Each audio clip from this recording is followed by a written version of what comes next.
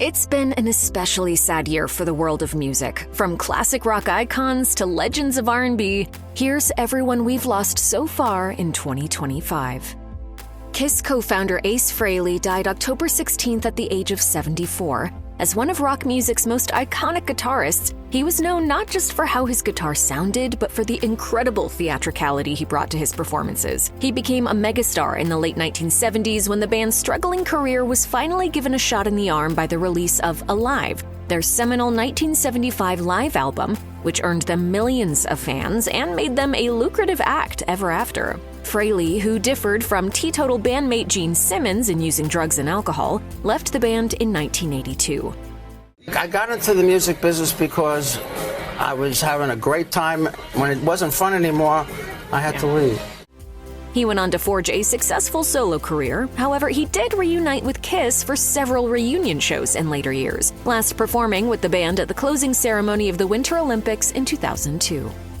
Sam Rivers, bassist for one of the most influential nu metal acts of all time, Limp Bizkit, died on October 19th. Upon his death, the band said in a statement, "Sam Rivers wasn't just our bass player, he was pure magic. The pulse beneath every song, the calm in the chaos, the soul in the sound. He was a once-in-a-lifetime kind of human, a true legend of legends, and his spirit will live on forever in every groove, every stage, every memory." Mashing together rock, metal, rap, and hints of other genres as well, Limp Bizkit rose to prominence in the late 90s and enjoyed massive success in the early 2000s. Though their popularity fizzled out for a good number of years, they've been enjoying a resurgence as of late. Their latest single, Making Love to Morgan Wallen, rose to the top of several Billboard charts in September. Rivers had been a mainstay throughout most of the band's tenure. He left the band in 2015 to deal with liver disease, but returned in 2018. That being said, it's hard to say how his death will affect the band going forward. British rocker Ozzy Osbourne had perhaps one of the greatest send-offs a musician could ever hope for. As the frontman of metal pioneers Black Sabbath, Osbourne was the inspiration for generations of bands to come after, with a theatrical vocal style that has been widely imitated. As Kiss bassist Gene Simmons said, "He was always really just Ozzy, and with no excuses." The band's enduring popularity and that of Ozzy as a solo artist was confirmed back in March when they headlined Back to the Beginning, a one-day festival at Villa Park in the band's home city of Birmingham, UK.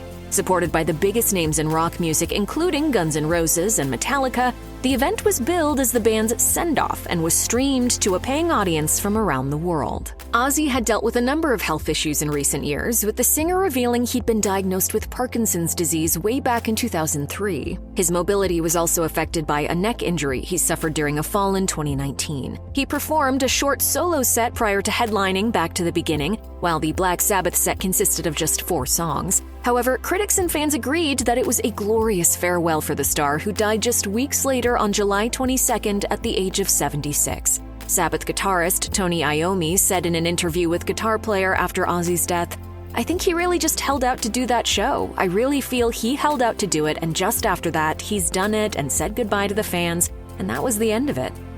Neo-soul pioneer D'Angelo first burst onto the scene in 1995. A talented vocalist, songwriter, musician, and producer, his effect of modernizing R&B during the latter half of the decade was seismic, and his influence incalculable for countless artists that would follow in his wake. His appearance on Lauryn Hill's Nothing Even Matters on her 1998 classic The Miseducation of Lauryn Hill positioned him as an artist who was working with the best of the best. His long-awaited follow-up, Voodoo, finally appeared in 2000 and hit the top of the Billboard 200. The album spawned 5 singles, including untitled How Does It Feel, the controversial erotic video which featured D'Angelo in the nude. As he told ET that year, "We did it. It was like such a quick thing. We did the video. It was like the quickest video I ever did. I didn't know it would cost as much as it did, but I'm glad it did." He would struggle thereafter with his sex symbol status, as well as his addiction over the following decade. The album won the Grammy for Best R&B Album, as did his next release, Black Messiah, which finally surfaced in 2014 to a wave of acclaim. Apart from the 2019 song Unshaken and a collaboration with Jay-Z and James Samuel on I Want You Forever in 2024, D'Angelo would release no more studio work during his lifetime. Little did his fans know he had been receiving treatment for pancreatic cancer. He died October 14th at the age of 51. The punk explosion in the late 1970s blew open the door of what was possible in popular music, with music historians describing it as a moment in which the old cliches that defined much of the music of the era were shaken to the ground. In its wake, new wave and post-punk groups began making innovative music that harnessed the energy of purist punk, but took it in new and exciting directions. One of the bands who did this especially well was the British group Gang of Four. Their debut 1979 album Entertainment and its 1981 follow-up Solid Gold contained some of the defining sounds of post-punk, with snarling anti-capitalist lyrics and caustic, stripped-back instrumentals underpinned by simple, hooky bass lines.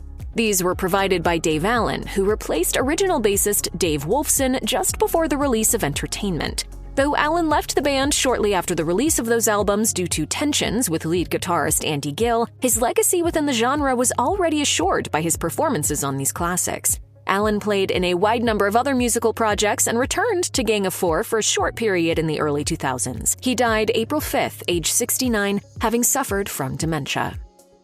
Brent Hinds, guitarist and vocalist for metal band Mastodon, died in a motorcycle accident on August 20th. At least one person was killed along Memorial Drive and Boulevard. GDOT cameras recording the scene where police tell us the person died. Upon his death, the band posted a tribute on Instagram. It read in part, "We are heartbroken, shocked, and still trying to process the loss of this creative force with whom we've shared so many triumphs, milestones, and the creation of music that has touched the hearts of so many. Our hearts are with Brent's family, friends, and fans. At this time, we please ask that you respect everyone's privacy during this difficult time." Hinds' death followed his somewhat messy departure from the band earlier in the year. Initially, the band had said it was a mutual decision, but Hinds later came out and claimed that he'd been kicked out. For more than 20 years, Mastodon has been releasing their own hybrid brand of metal, which includes elements of prog, sludge, stoner, and numerous other subgenres. Each of their albums centers around a theme, or sometimes multiple themes. For instance, their 2004 album Leviathan is based on Herman Melville's Moby Dick. They've been the recipients of numerous awards over the years, including a Grammy for Best Metal Performance in 2018. Their most recent album, Hushed and Grim, came out in 2021.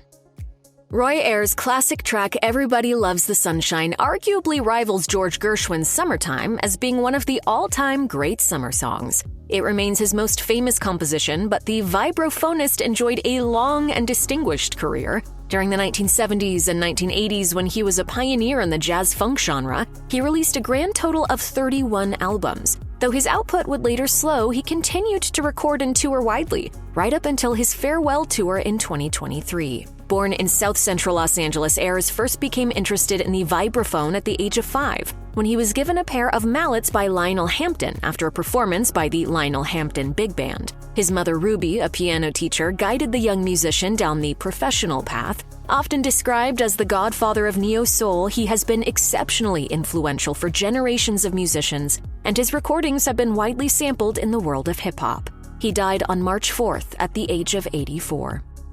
Malian musician Amadou Bagayoko and his wife, Memoriam, known simply as Amadou and Mariam, became some of the biggest African music stars of the 21st century. Though they started releasing albums in 1999, their breakthrough came in 2005 with the release of Dimanche à Bamako, an album that received international acclaim for its blend of Western classic rock influences and traditional African sounds. Their follow-up album, Welcome to Mali, released in 2008, was also an enormous international hit. Amadou and Mariam's songwriting employs 3 African languages as well as French, while much of the press attention the duo received also made mention of the fact that the pair were both blind, having both lost their sight as children. The fundamental is having the respect for each other and to understand that what's important to one is important to the other. As Bagayoko wrote in the couple's 2010 joint autobiography, he found himself drowning his sorrows in music and became a gifted vocalist and guitarist. Based in France for the early part of their career and under the stewardship of fellow musician Manu Chao, they became a popular live act on the festival circuit and toured often. Bagayoko died in Bamako, the capital of Mali, on April 4th at the age of 70. Marianne Faithfull may have been known to the tabloid newspapers of the 1960s as a young girl who ran around with the biggest rock stars of the era, most notably the Rolling Stones. But over a career lasting 6 decades, she also established herself as one of the most notable artists of the era. Beginning her career with a recording of Mick Jagger and Keith Richards' As Tears Go By in 1964, she began a successful pop career that came to a halt in the early 1970s as she dealt with drug addiction. However, Faithfull orchestrated a stunning comeback a decade later with the album Broken English, which laid the groundwork for her as a songwriter with her own singular vision. Over the decades that followed, she also proved herself to be a talented interpreter of standards, as well as an eclectic collaborator who worked with artists including Beck, Brian Eno, and Billy Corgan. She also had a notable career as an actress. She died January 30th at the age of 78. Roberta Flack was one of the most recognizable voices of the early 1970s, whose early hits included duets with Donny Hathaway that landed respectably on the R&B chart and earned her a Grammy nomination. However, Flack's incredible talents as a vocalist and pianist were only truly recognized by a mass audience after her song The First Time Ever I Saw Your Face was featured in the 1971 Clint Eastwood movie Play Misty for Me. The song went to #1 on the Billboard Hot 100 for 6 weeks, turning Flack into a superstar. The hit coincided with the release of the album Roberta Flack and Donny Hathaway, which contained the single Where Is the Love? The two songs were Grammy winners, with the former taking Record of the Year in 1972. Her success was a long time coming. Speaking with Johnny Carson, she said that her musical journey began at the age of 4 when she would mess around with the pipe organ at the church where her mother would play. And then when I was about 5, I started working on the piano, and at 9, I started my first formal lessons. So I've been at it a long time. In 1973, Flack cemented her position as one of the biggest names in music with the release of her version of the song Killing Me Softly with his song, the gorgeous ballad from the album of almost the same name. It slightly shortens the title to Killing Me Softly, which is how most people know the song. That became her signature song and earned her yet another Record of the Year Grammy. Flack continued to release acclaimed albums in the decades that followed, her last arriving in 2012. In 2024, she was given the Grammy Lifetime Achievement Award. Having suffered from Lou Gehrig's disease in her final years, she died of cardiac arrest on February 22nd at the age of 88.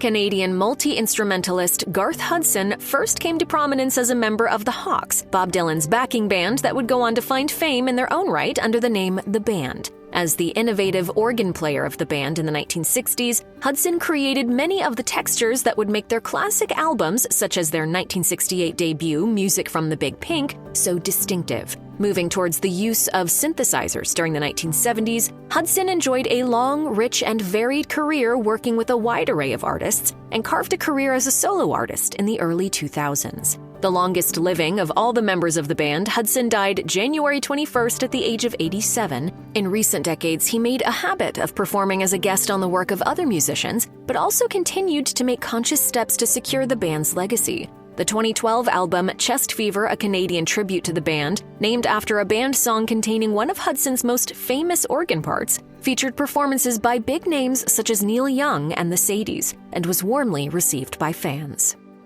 The classic R&B group the Isley Brothers had already been in the music business for a long time by the time Chris Jasper joined the group in 1973. However, it was after his arrival they enjoyed their greatest period of critical and commercial success. Jasper was a Juilliard-trained classic musician who brought impeccable ability to the keyboard as well as a crystal-clear voice to the studio to help push R&B to new heights of musical sophistication. Having performed with the Isley Brothers on a string of hits, including That Lady Part 1 and Fight the Power Part 2, he formed the spin-off group Isley Jasper Isley in 1984, which, while short-lived, released 3 albums by 1987 and produced 4 R&B top 20 singles, including Caravan of Love, which topped the chart. Jasper's solo career began with the single Superbad in 1987, which got into the top 3. He died February 26th at the age of 73. A beloved countercultural figure of the mid-20th century, Tom Lehrer was a songwriter known for his brutally satirical lyrics and dark humor.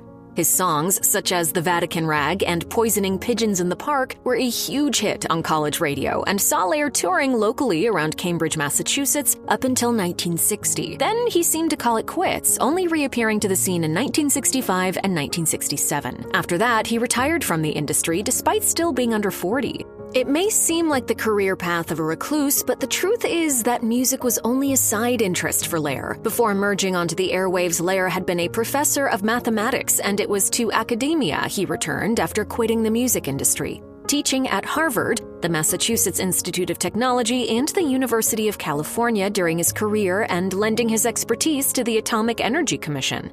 He would appear to discuss his music once in a while, of course, such as when his song We'll All Go Together When We Go was used in the 1987 short film How to Stop a Nuclear War. Even though I wrote this song, I do hope that it becomes just a historical curiosity and not a prophecy. In 2020, he released his catalog into the public domain, allowing anyone to download his work for free through his website. He died July 26th at the age of 97.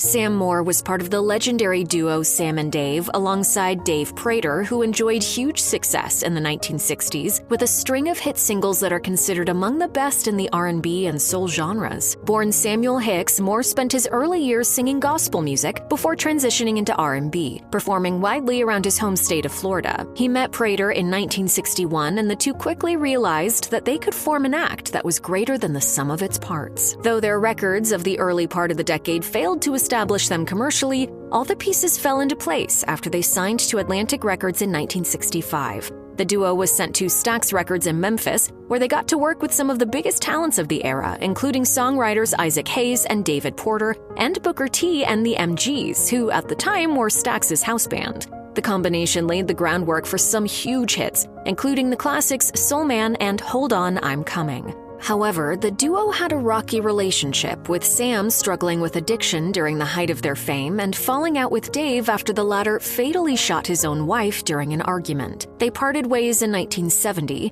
though Moore's solo career was derailed after the murder of his debut's producer, King Curtis, the following year. He remained active in the music scene and reunited with Prater occasionally until Prater's death in a traffic collision in 1988. Moore, who recorded into his 80s, died January 10th, age 89.